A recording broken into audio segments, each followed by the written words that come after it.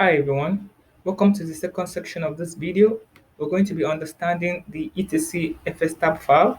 Alright, if you're going to be writing the RHCSA examination, just scroll down to the end of this website, alright, and come and click on the practice questions. For the people that's going to be writing the LFCS and the SUSE Linux exam, we're going to be updating the website soon, and I'm also going to be dropping the link to the website in the description section below. All right. The etc fstab file is one of the most important files in Linux. All right. And this file is used to automatically mount file systems or devices in Linux. And you can either populate this file by yourself or it can be self-populated during system installation. So let's see this file.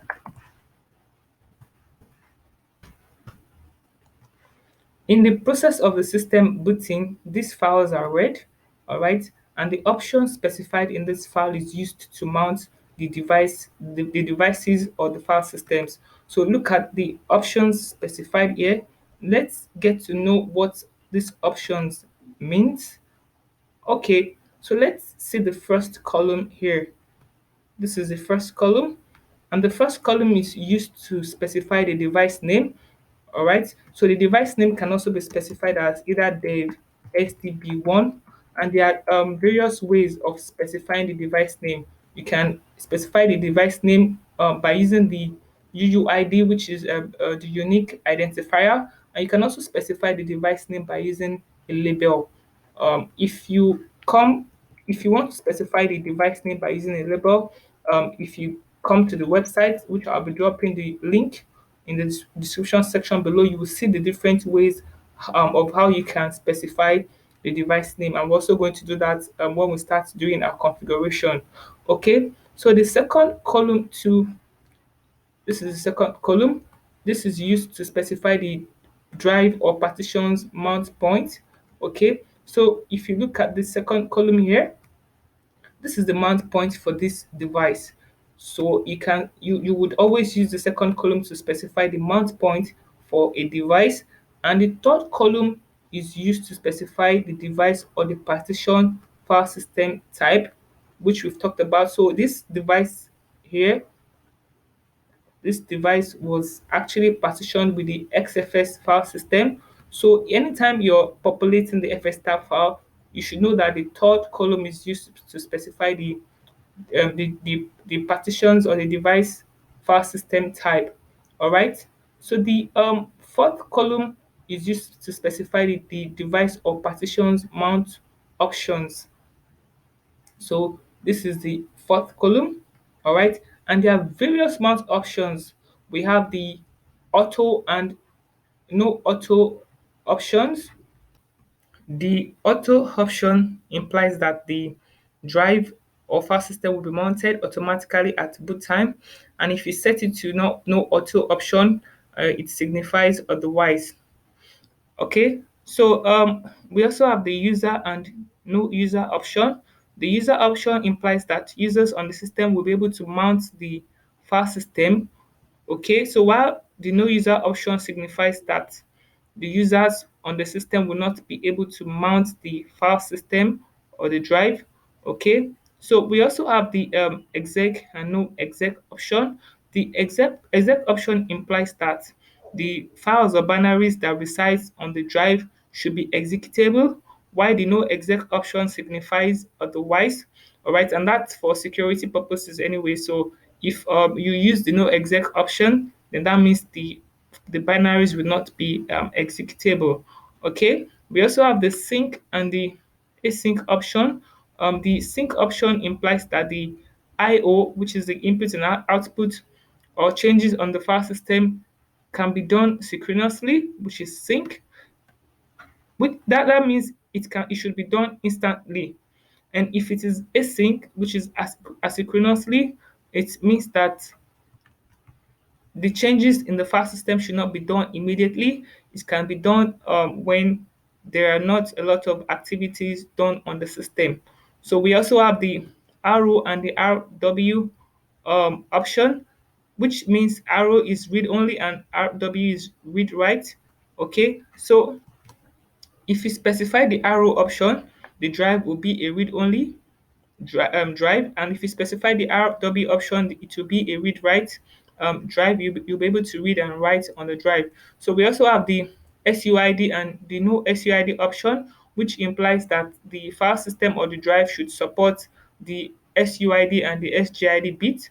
And if you use the no SUID, it signifies otherwise. So this is where I'm coming to, because this is been seeing what you've seen in the etc fstab file when we check the file. So this is the default options, and this option rather default option, and it implies that the file system should use the default mount options, and the default mount options includes the auto, it includes the exec, it includes the RW, the SUID, the async, the device, and the no user. So all these options that we've mentioned here, if you use the default options, it takes all of this. Okay. The fifth column is used to specify the device dump option.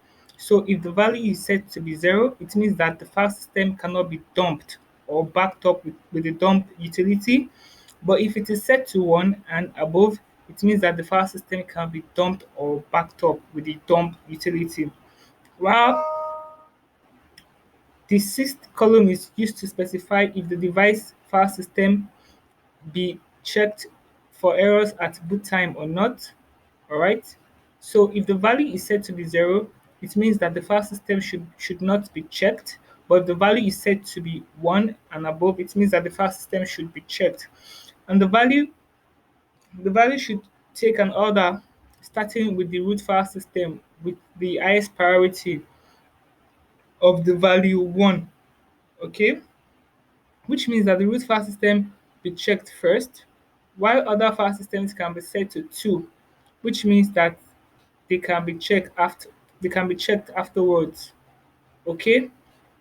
All right. So the best practice why populating the fstab is to use the UUIDs to specify the devices. All right. As this is done, this is UUID. The UUID is used here to specify a device. So it is a best practice to always use the UUID, because um, sometimes when you reboot a system, dev SDB1 or dev SDB might actually turn to be dev SDD or dev SDE.